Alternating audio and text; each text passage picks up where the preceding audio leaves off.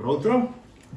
И јас изразувам моја голема радост што можам денеска да бидам заедно со вас во Евангелска црква на Аеродром, да го славиме Бог и да пееме како што оваа последна песна кажа Ти моја заштита. Дека ние Него му веруваме, на Него сме целосно посветени, без разлика во какви околности живееме, без разлика со какви премрежија се соочуваме и без разлика во какви ситуации се наоѓаме во нашето секојдневие. Ние го бараме Божјото лице и во недела сме собрани не само за да се видиме, што е одлична работа, не само да поразговараме, да се прашаме како сме, да испиеме кафе заедно, туку пред се сме заедно како израз на тоа дека ја представуваме телото Христово, Неговата невеста и живееме во Неговото царство за кое што се молиме да биде како на небото, така и на земјата. Затоа сме тука, јас секогаш ми представува големо задоволство, голема радост и благодарам на пасторот Живко, на Стефани за довербата која тие имаат во мене и секогаш пристапувам кон зборот Божи со страв и почит, бидејќи знам дека таму се наоѓа најголемото богатство. А ние, почнувајќи од мене, го носиме тоа богатство во глинени садови, во земјени садови, напукнати садови. И од тие садови сами по себе не значат ништо. Кога внатре се наоѓа големо богатство, тогаш и ние го добиваме токму тоа. За таа обнова, која тоа богатство го носи, ние сме тука заедно и му благодариме на Бог. Ќе прочитам стихови кои се наоѓаат во второто послание на апостолот Павле до Коринќаните, од 11 до 21 стих, и врз тие стихови ќе проповедам денеска. Така, знаејќи го стравот од Господ, ние ги уверуваме луѓето, а за Бога сме јавни. Се надевам дека сум познат и на вашите совести.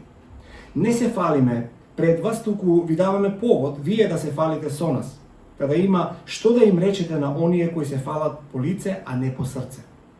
Ако сме надвор од себе, тоа е заради Бога. Ако сме присебни, тоа е поради вас. Бидејќи љубовта Христова не гони да го мислиме ова, кога еден умрел за сите, тогаш сите се умрени. А Христос умре за сите. Та живите да живеат не веќе за себе си, туку за оној кој умре за нив и воскресне. Затоа ние отсега никого не познаваме по тело, кај иако Христос го познаваме по тело, но сега веќе не го познаваме како таков. И така, кој е во Христос, тој е ново создание. Но сега веќе не го познаваме како таков. А сега се е од Бога, кој не измери по себе преку Исус Христос и ни ги даде служењето на тоа измирување.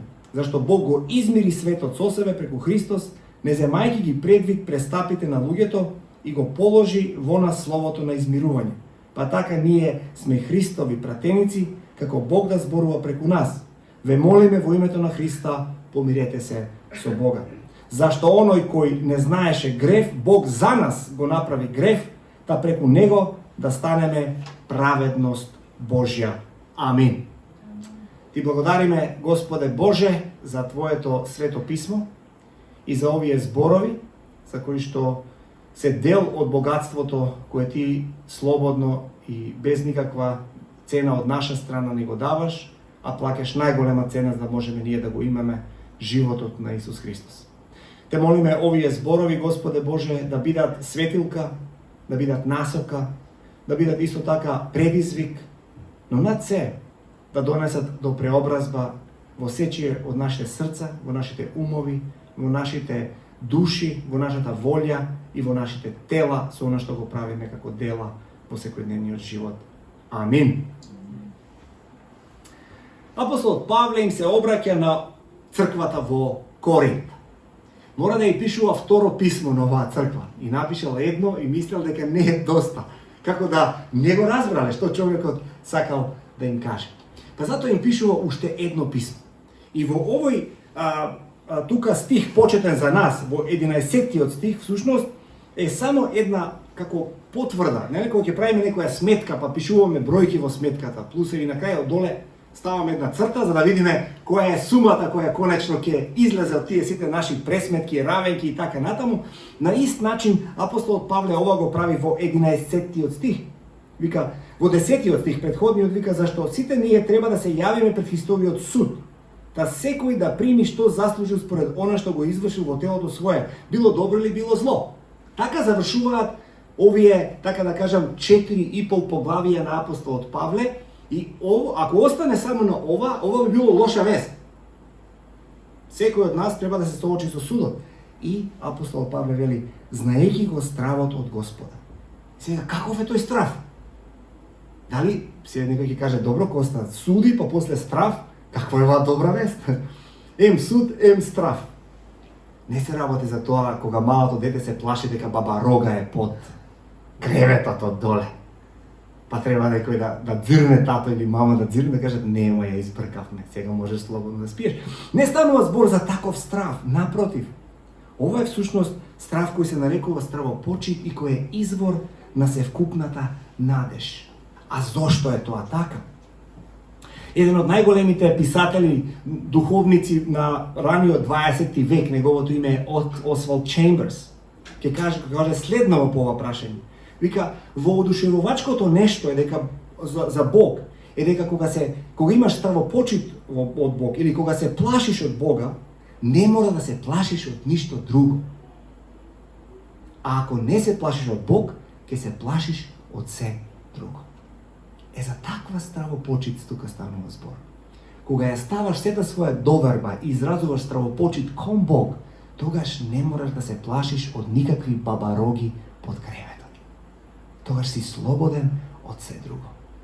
И знаеш дека тој суд кој Бог го носи не е суд за смрт, не е суд за осуда, туку е суд за избавување. И тоа апостол Павле го пишува, ќе го видиме, ќе го развиеме до самиот крај. Еден друг голем духовник од средината на 20 век, книги кои што и ние на македонски ги имаме издадено преку издавачката куќа Метаноја, е A.W. Tozer. И кога тој зборува за ова прашање, ќе го каже следнево. Никој не може да ја спознае вистинската Божја благодат или милост, ако претходно не го познавал Божјото стравопочитување. Така почнува апостолот Павле. Сака да нагласи дека не постои човечко суштество на оваа земја кое може да ја избегне да го избегне Божјиот суд. Сушност, со стравопочита на кој што ние му одговараме на Бог, ние му одговараме и му велиме на него дека разбираме дека сами не можеме да си помогнеме. Тоа што апостол Павле го пишува на црквата во Коринте е уште едно писмо во кое што сака да им нагласи, луѓе во Коринт, знам дека градот ви е богат, знам дека имате добар бизнис, знам дека се чувствувате мокни и силни, сакам да ве потсетам, сами не можете да си помогнете. Потребна ви е Божјата милост.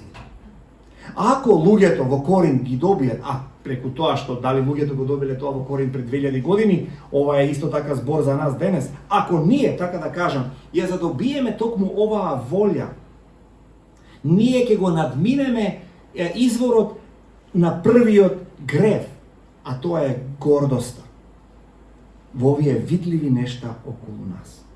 И ние треба да го замениме тоа, наместо да се гордееме со нештата што сами сме ги постигнеле и да нагласиме и на Бог и на луѓето, види што јас успеав да направам. Апостолот Павле вика, јас можам во очите на луѓето да изгледам луд, но најбитна работа од се ми е да изгледам мудар во очите на Бог. И вика, јас пред луѓето ќе изгледам луд заради славата Божја, но од друга страна ќе изгледам присебен, вели, заради самите вас. Ако ова слушателство кое апостолот Павле го слуша, вика, не може да се фали со Павле, ако тие не можат да препознаат дека неговото страдање, видете сега разликата, црквата во Коринт вика вака, затоа што Павле има толку многу страдања, Бог мора да го казни. Јас мисла, Коринт е подалеку, не е во територијата на Македонија, но како македонци да се опрашајме. Ако нешто не ти оди добро, мора Бог да те казнува. И ќе се шепоти додека се пие кафе за тоа. како ти не си добар човек. Оно што Павле сака да им нагласи дека е напротив, токму тие страдање, токму тие макини с кои што поминува, се всушност заради неговата вера. Заради тоа што апостолот Павле сака да го нагласи и да го најави Евангелието или радосната вест која Бог него му е дал. И вика, мудроста на оваа порака се наоѓа во Божјата сила, а не во силата на проповедникот. Павле има чувство дека е специфично повикан од Бог. Тој има Божи повик. И тој е повикан од некој кој што е несогледиво повозвишен, поголем, помокен, посилен, помудар од него. И ако тој влезе во тој повик, ако тој тргне во тој повик, тогаш знае дека може неговата мисија да биде успешна. Тој си го знае повикот и затоа разбира дека кои се неговите слабости. Тој многу јасно знае кои се неговите слабости. Многу јасно ги знае своите пукнатини. Ама затоа, кога е луд, тогаш е луд за Христос. А кога е мудар, тогаш е мудар за оние што го слушаат. Инаку, може да постои за жал и обратна работа. Има луѓе кои имаат некои определени вештини. И тие вештини мислат дека се основата на нивниот повик. Апостол Павле зборува обратно. Вика, прво Бог ме повика и јас со сето оно што го имам одам и ги знам кои се моите слабости.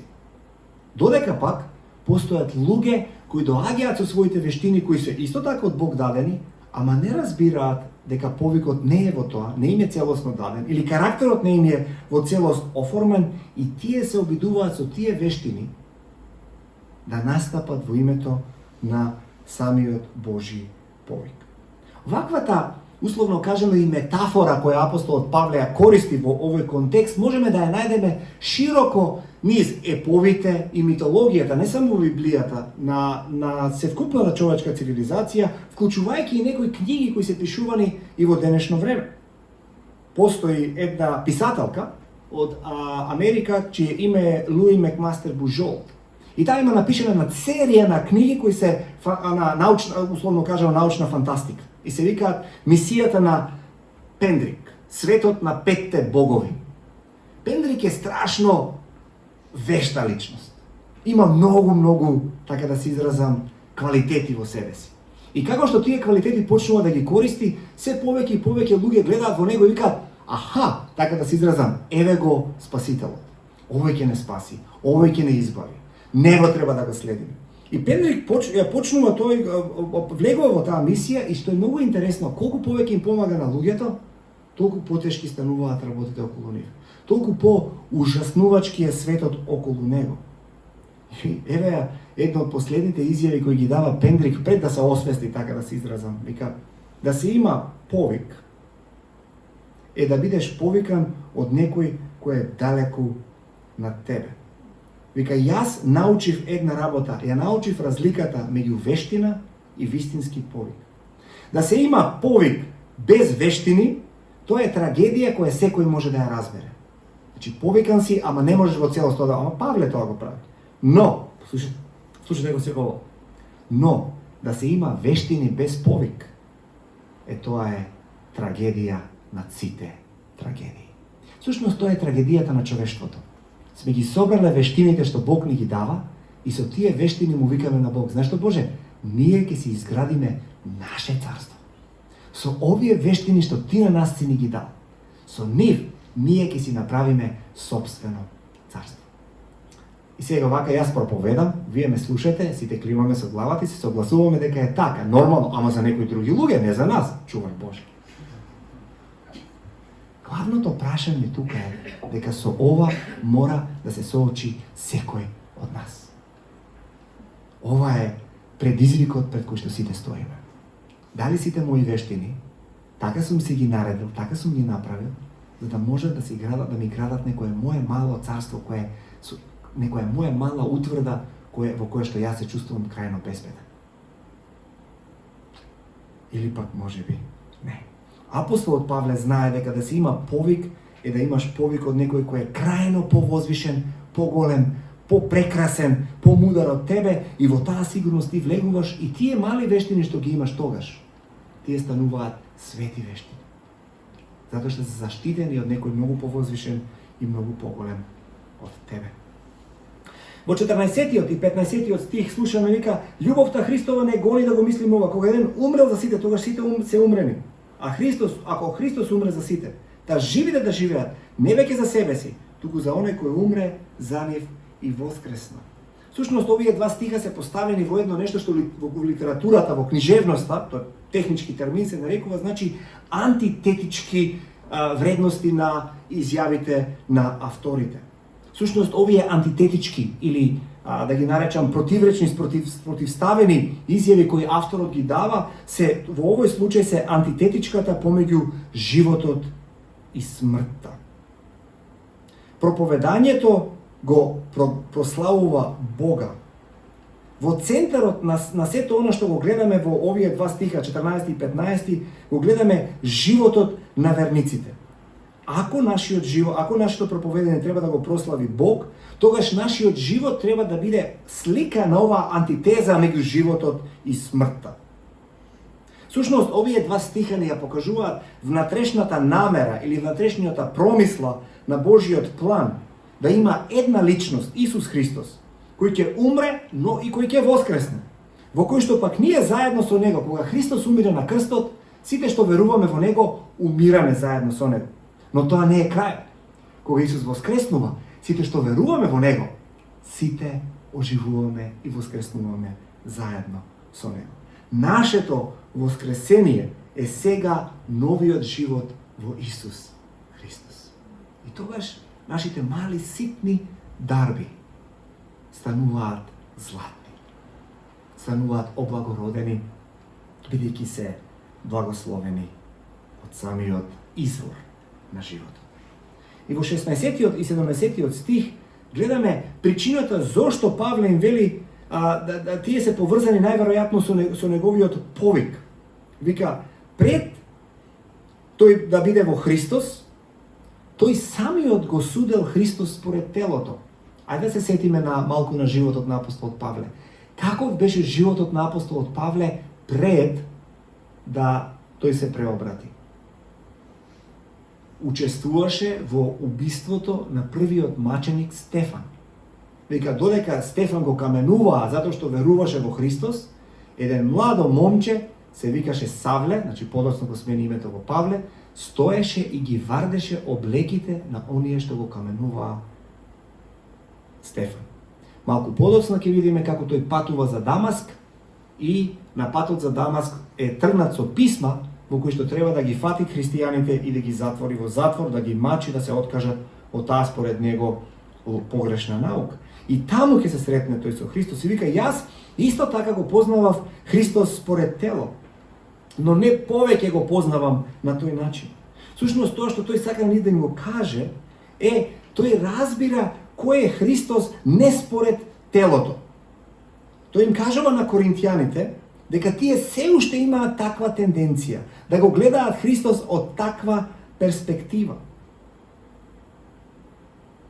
И всушност токму заради тоа коринтијаните не можат да разберат што значи да се биде апостол. Во превод од старогрчки јазик апостол значи пратеник, ништо друго. Амбасадор. Бог праќа некого да зборува во негово име. И тоа се амбасадорите. Тоа се пратениците на самиот Бог. Тоа се на крајот на криштата апостолите. Значи тука имаме еден контраст помеѓу она што беше старо и еве го ова што сега станува ново. Може да се промени со она како што гледаме додека сме световни, наспроти она кога гледаме кога припаѓаме на небото. Како го разбираме Христос? Всушност, ова значи да ја земеме таа вистина која ни е дадена однадвор и да ја направиме однатре наша собствена вистина и да кажеме ние припаѓаме на новото создание, старото помина. Инаку, не е ни чудо дека овие пораки ако се промашат и највозвишената и најсветата и најскапоцената порака може да се злоупотреби. Ако ние го земеме Христос и неговата порака и си го симнеме Христос до нашата мерка и кажеме Христос ќе го ставиме во мерките кои на нас ни одговара. Ќе го ставиме во мерките на нашата нација. Па Христос ќе ги брани, не знам, кој народ. Ќе си го ставиме Христос во рамките на нашите цели. Па Христос ќе застапува за нашите цели. Ќе го ставиме Христос како дел од нашата политичка партија. Па Христос ќе действува на тој начин. Страшна работа. Знаете ли зошто? Затоа што го одземаме Господарот на целата вселена и го ставаме во некое мало пакетче човечко. И викаме, еве ви го Христос.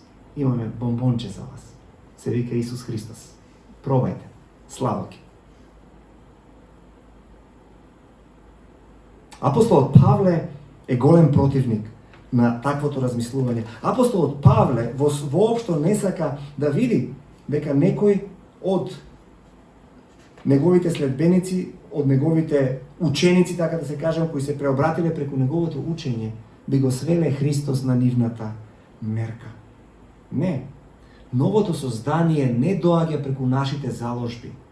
Новото создание доаѓа преку Божјиот акт на помирување на себе си со светот. Со што се потврдува изворниот план на Бог за целото човештво, а тоа е сега ние да бидеме амбасадори Божји. Постои едно цела теолошко учење особено меѓу така некаде средината на 2-иот, 3-иот век, па до некаде 7-иот, 8-иот век. Едно учење кое потоа се, така да кажам, вклопува во пошироката слика на теолошката мисла на христијанството. А тоа е дека сите ние сме микрокосмоси. Во превод тоа значи мали светови. И така сме направени да бидеме мали светови, бидејќи ние сме суштината на спојувањето меѓу она што е стварно духовно и она што е телесно. Значи, животните немаат таков елемент на осмислување дека треба да го слават Бога, да му пеат на Бог и така натаму. Ангелите пак немаат ништо земно во себе, немаат ништо физичко и материјално. Меѓутоа, пак ќе кажам, Исус не стана ангел, Исус стана човек. Во нас се спојуваат величественоста на небесното и благодатта на телесното. И ние стануваме мал свет, микрокосмос. И во нас треба да се случи, преку нас треба да се случи, да се осоврши помирувањето меѓу Бог со целиот свет. Имаме огромна задача, но не сме оставени сами, бидејќи самиот Бог стана еден од нас. И тој ни помага токму тоа и да го извршиме. Така што овој збор на старогрчки кој објаснува за тоа дека Бог го помирува светот, всушност кога ги читаме античките текстови на античките филозофи и античките државници, ќе видиме дека многу често се појавува со два термина. Едниот е еирене, што значи мир, а другиот е ехтра, што значи омраза. И многу често го добиваме овој збор. Доаѓа зборот на помирувањето, најчесто се појавува во ваков контекст меѓу непријатели и меѓу мир. Всушност, самиот јазик ни покажува дека е сосема во ред да размислуваме тука за политиките на помирувањето за кое што апостолот Павле зборува. Што тоа значи? Тоа значи дека ова е уметност на миротворство меѓу различни градови држави во античкиот свет.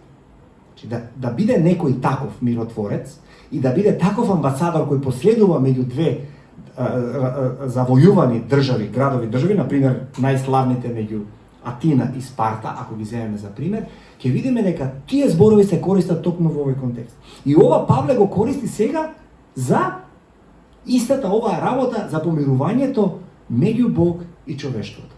Да нема повеќе омраза меѓу Бог и луѓето, туку да има мир. Сите што се викаат Ирена, тоа им значи зборот. Името мир. Ова не е случајно.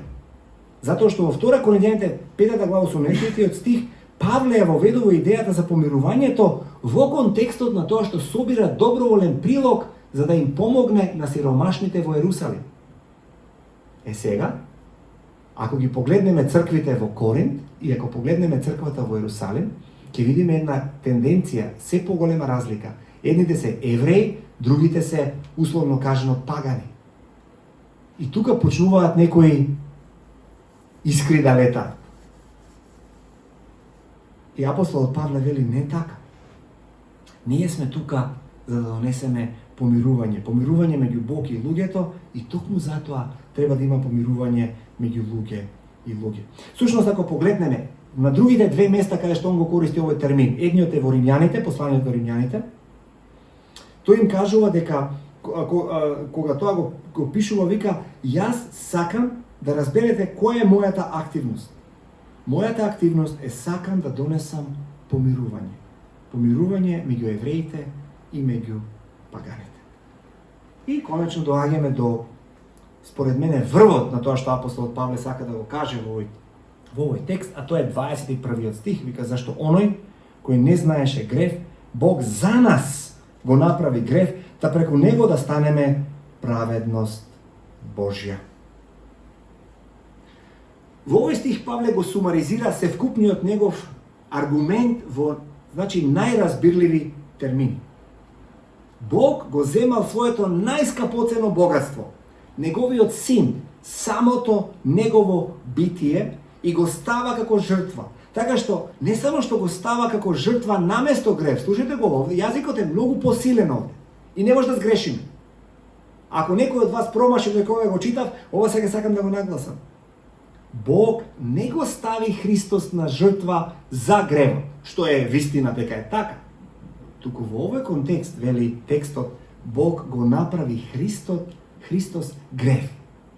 Бог го направи Христос грев, што ние во суштина сме. Да го земе нашето место.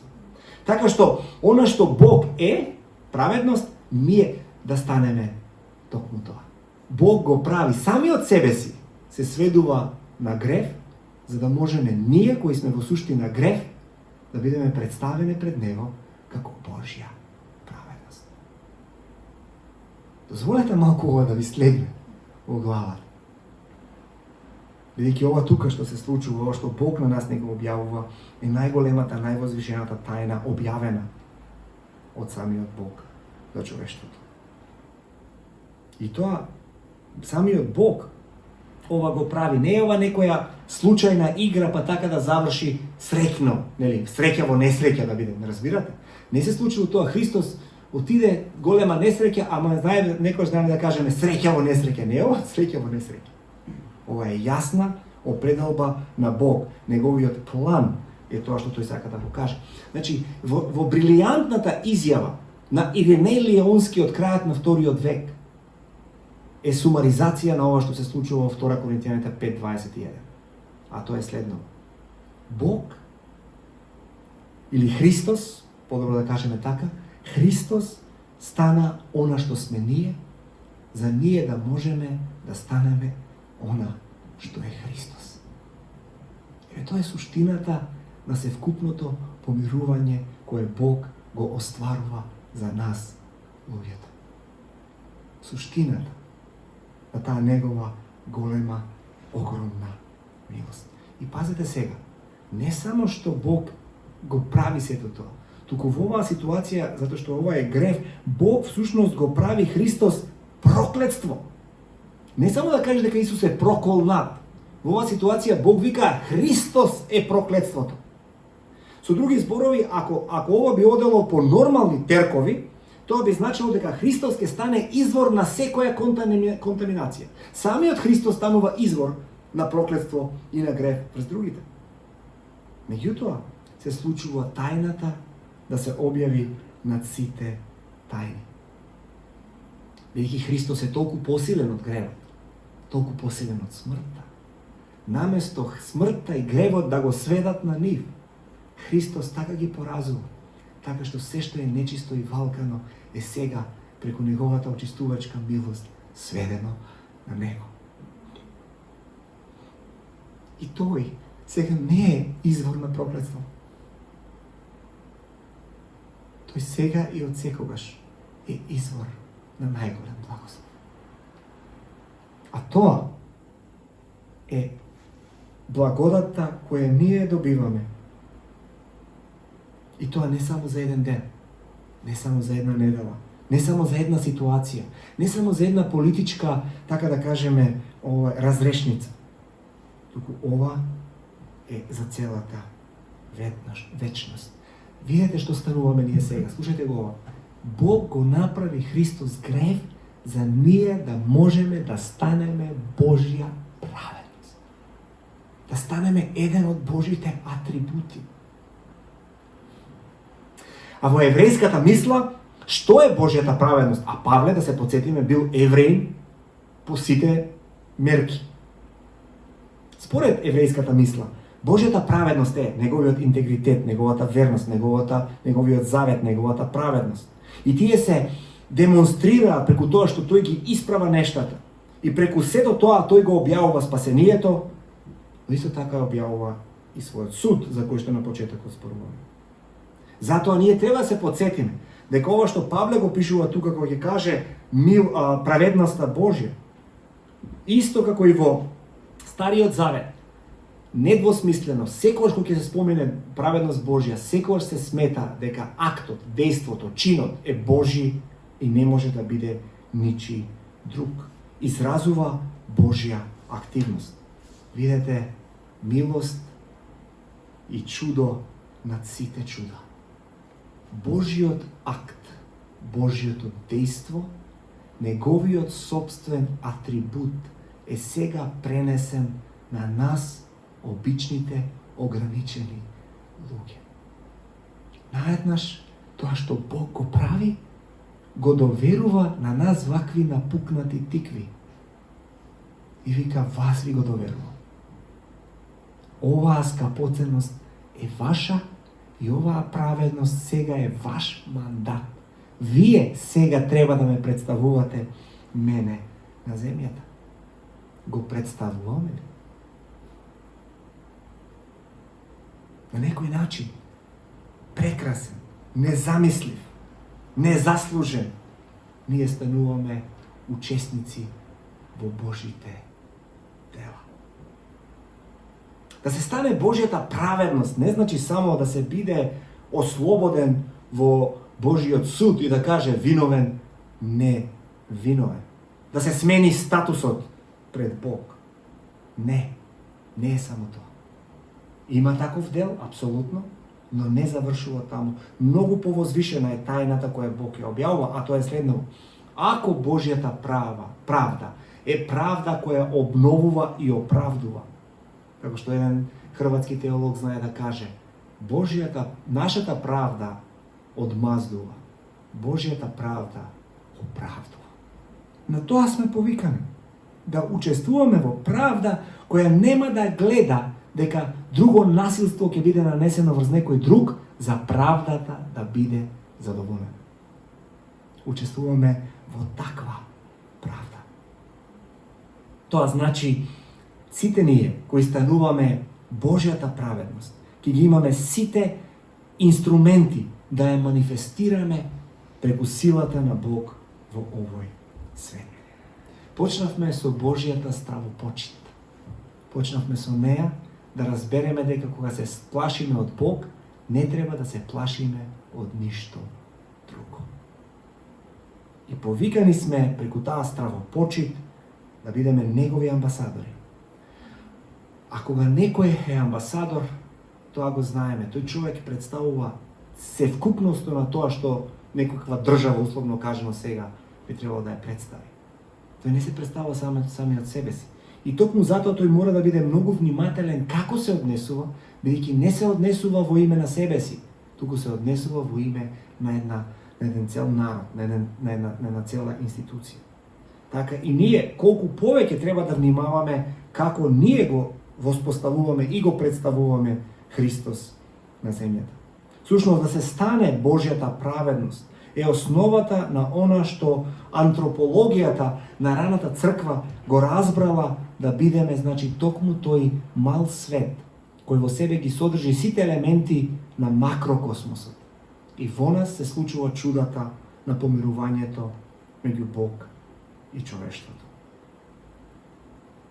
Сето тоа доаѓа до моментот човештвото да си ги разбере своите мерки. Да разбереме дека Бог е создател, а ние сме создадени. И да одговориме не со тоа што ќе си го направиме Христос според земни и телесни мерки на нас како што ни одговара. Ние да си го средиме Христос да ни биде наше мала Амаилија. Носам крст, нели, некој вика, носам крст, ми виси на колата, Христос на него, за да не ми се случи нешто лошо додека возам. Сме го свеле Христос на сообраќаец. Страшна работа. А толку многу повеќе, толку многу повозвишено, толку многу попрекрасно доаѓа од она што Бог на нас ни го ветува. Христос стана грев за ние да можеме да станеме Божјата праведност. Епа сега, што е Христос за нас? Праведност, мудрост, посветување, откупување, љубов, милост, грижа, прифаќање, прошка, давање прошка, сето она што Христос е за нас, драги мои, тој очекува ние да бидеме за другите луѓе околу нас. Нека Господ ми помогне тоа така и да биде. Во дух, во ум, во срце, во волја и во тело. Амин. Небесен Татко, колку ти благодариме за сето оно што го доживуваме од Тебе и со двете раце отворени, Господе, доаѓаме во Твојата ширум отворена преградка. Те молиме, Господе, ова помирување кое е основата на севкупното помирување на светот со Тебе, ова помирување кое е основата на преобразбата на целиот свет, ова помирување кое е основата да се избрише секоја солза и секоја воздишка, не само на човештвото, туку и на секое живо суштество кое страда под притисокот на паднатоста и на гревот. Сето тоа, Господе Боже, е ставено и поништено во тоа што Христос стана грев, а ние да станеме Божја праведност. Те молиме да ни помогнеш да живееме достоинствен живот и те молиме тука, во оваа земја, во Македонија, да го живееме, Господе, тоа послание, да бидеме такви амбасадори, кои во целост ќе го представуваат Твоето царство и во целост, Господе Боже, насреде сета оваа непријателство, отуѓеност, корупција и омраза. Ние ќе проповедаме Божи мир, затоа што сме такви амбасадори на Царството Божие. Во името на Исус Христос те молам да не услишаш. Амин.